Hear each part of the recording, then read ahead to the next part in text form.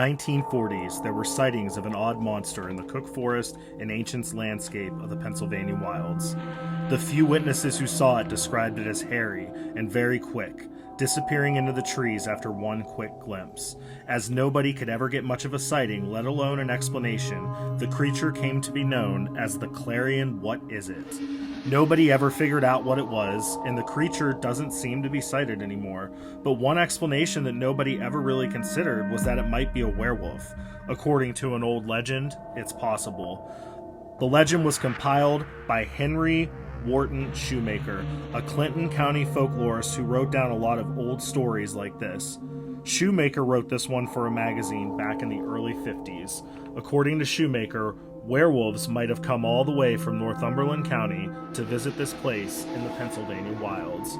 Supposedly, they would visit a cemetery a bit south of Clarion, checking in on the grave of a young woman named Elizabeth Paul. Elizabeth didn't live in Clarion County at the time. She lived outside the Pennsylvania wilds on a farm in Northumberland County.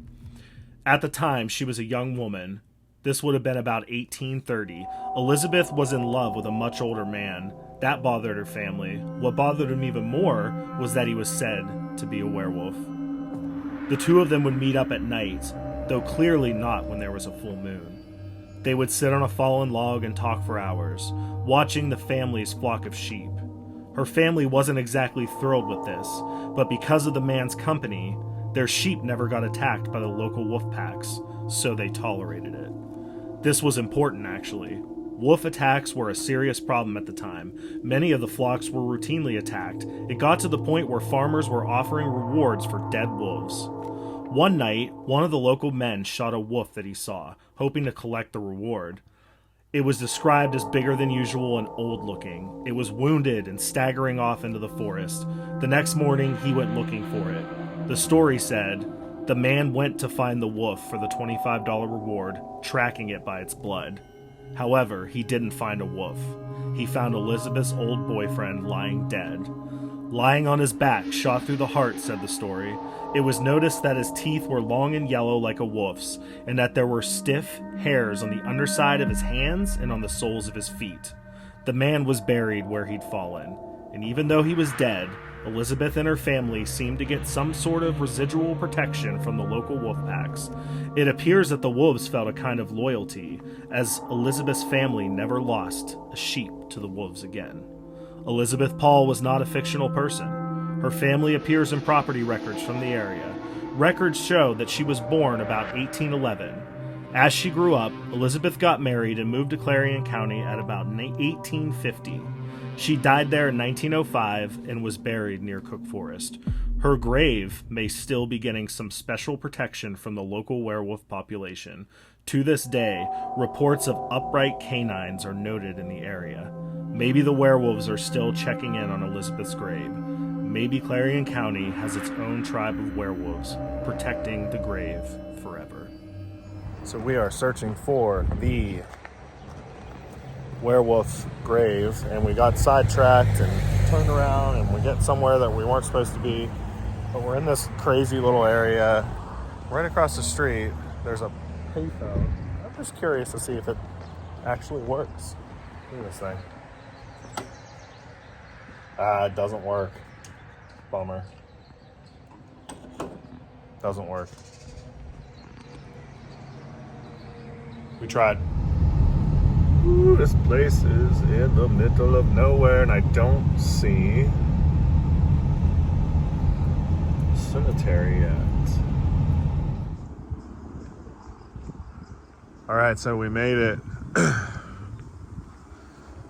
We are here at Shannondale Union Cemetery, and somewhere in here is the infamous werewolf grave, as it has become known.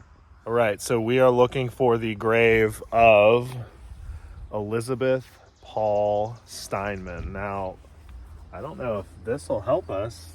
This is like a little map here with all the names, so maybe we can find it on here and then find it. Yeah, somewhere in here. This is pretty, looks like it might be pretty handy. There's Pine Run Road. That's where we're right here. So I guess we just gotta look for the name, Elizabeth Paul Steinman. Stallman, sorry. There's a Stallman right there.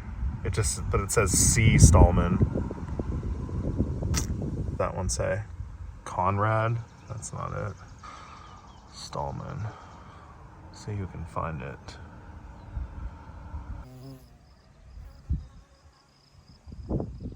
Well, looks like this is going to take a while because I don't see the name on there anywhere, but she's definitely buried here somewhere. So we're just going to have to go through the whole freaking cemetery for Elizabeth Stallman. Okay, guys, it is like 85 degrees out. There is no shade, as you can see. We picked the wrong day to do this. It is ridiculous out. I am like sweating like crazy. We've not found it yet. We still got a few more to look at, but I don't know. The problem is there's so many tombs that are headstones that are basically unmarked because they're so old that you can't even read them anymore. So I'm afraid it's one of those. And in that case, there's no way to figure out where it's at. So stay tuned. We didn't find her, but we found Judy Myers.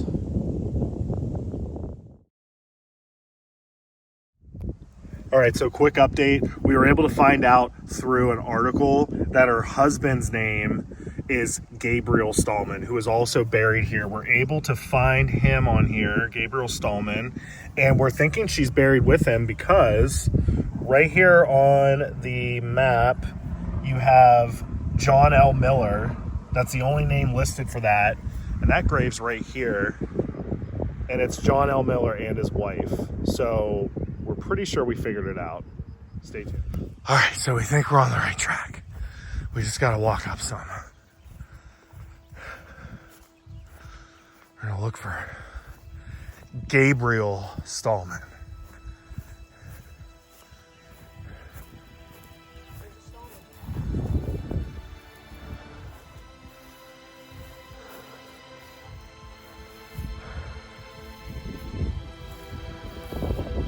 Clarence, Franklin, Mary, Daniel. Where the hell's Gabriel? Oh, guys, I'm dying here if we don't find it soon.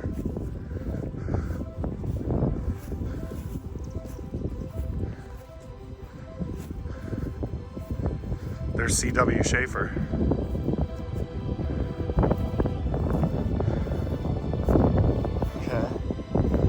Okay.